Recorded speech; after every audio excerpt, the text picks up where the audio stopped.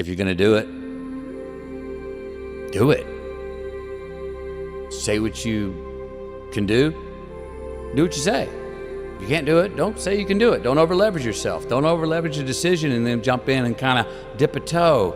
I think I'll try it out. No, think if you're gonna try it out beforehand, but when it's time to go, dive. Finish it, find out. Come out the other side. Don't leave it and go, ooh, if I just would, That keeps me up at night. I think it keeps a lot of us up at night. When you half-ass something and you just don't know whether you failed or succeeded, got what you want or didn't get what you want. Finding out and looking in the mirror and going, I didn't half-ass it, I went all the way, I found out, and that ain't for me. Or I found out, and you damn right that is for me. That's a great place to get to. I think part of the challenges in life is a lot of us are running around half-assing ourselves, half-fooling ourselves, not full of ourselves, not studying ourselves enough, not holding ourselves to task enough, not patting our own self on the back when we do get what we want enough, not cracking our own whip on our backside when we do get out of line even though we knew better. I wish we were more full of ourselves that way. Someone said this to me before, Matthew, you're so full of yourself. And without thinking, I was like, well, who else am I supposed to be full of? That's a good line. And I stopped after. I was like, that's exactly what I meant. I went and wrote that down. I wish more people were more full of themselves. I think we should take some time to be able to look in the mirror and own that thing that we pulled off and go, good job. That's what you wanted. That's what you got. At the same time, be able to, as we do more often, look in the mirror when we fail and go, bogey, you did not pull that off. Happiness, you can't guarantee it, but there is a science to satisfaction. There you can look at habits that engineered less pain in your life, maybe more pleasure, but at least less pain. And that's a win. So much easier to be supportive and gentle of other people than of ourselves. You know, you will happily bestow this sort of gentle, reassuring pat on the shoulder when somebody succeeds or falls short when they tried their best. Right.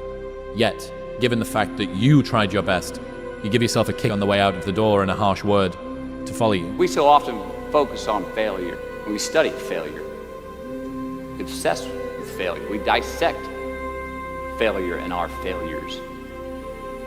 We dissect them so much we end up intoxicated with them to the point of disillusion. I mean, when do we write in our diary? Usually when we're depressed. What do we gossip about? Other people's flaws and limitations. And we can dissect ourselves into self-loathing if we're not careful.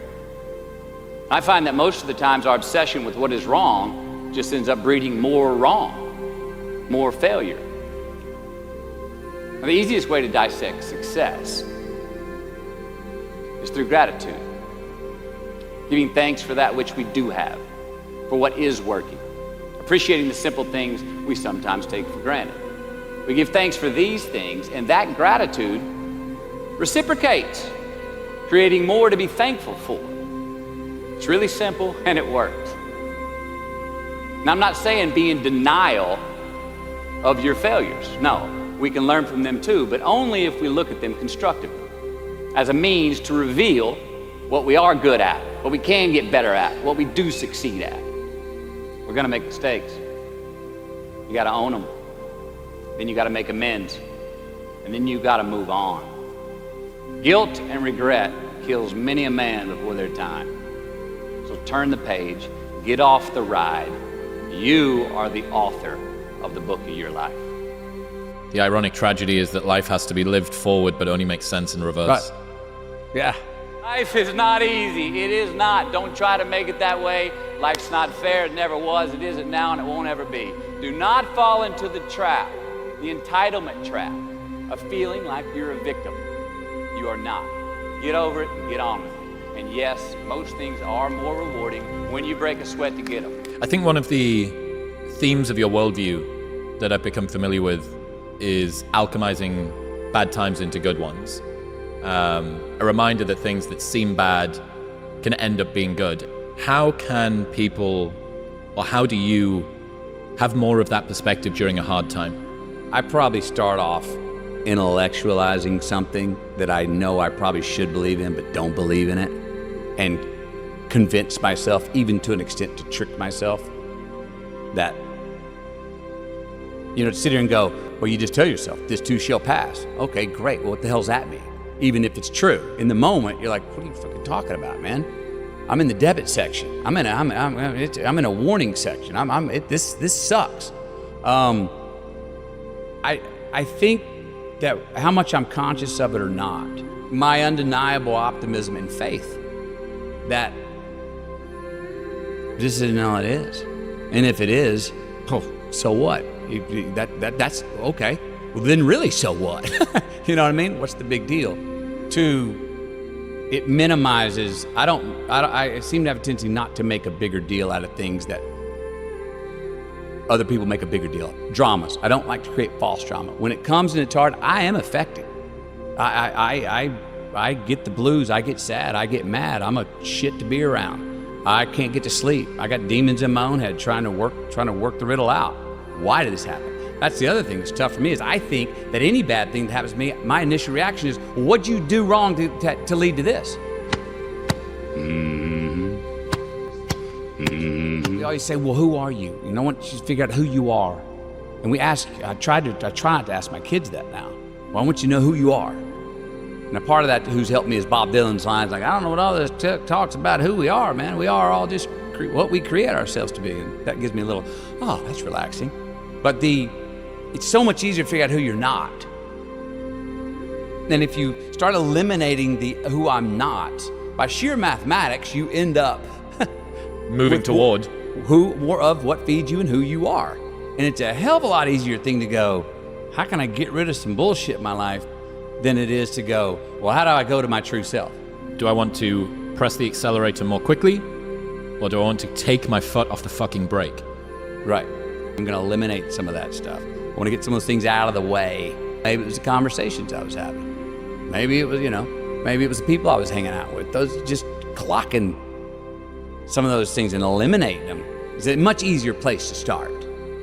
And maybe more valuable. Don't choose anything that will jeopardize your soul.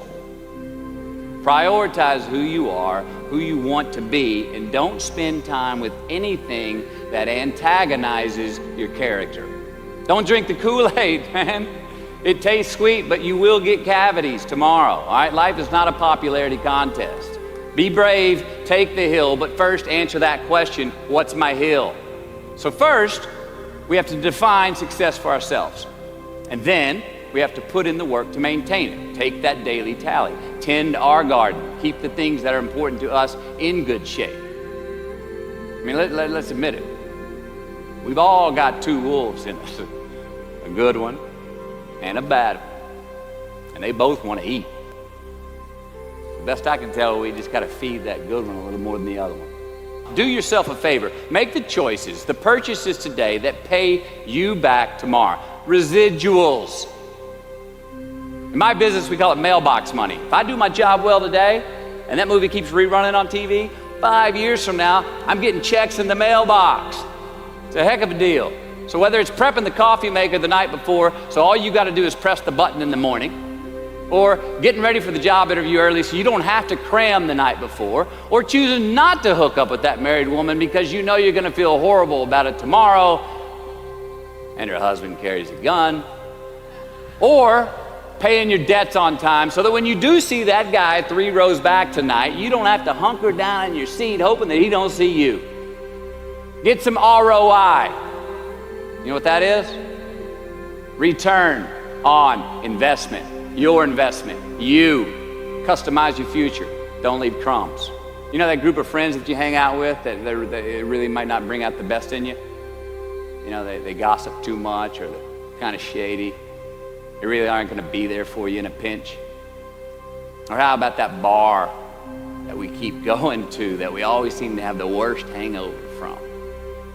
Or that computer screen, right? That computer screen that keeps giving us an excuse not to get out of the house and engage with the world and get some real human interaction. Or how about that food that we keep eating, the stuff that tastes so good going down, it makes us feel like crap the next week, when we feel lethargic and we keep putting on weight? Well, those people, those places, those things, stop giving them your time and energy. Just don't go there. I mean, put them down.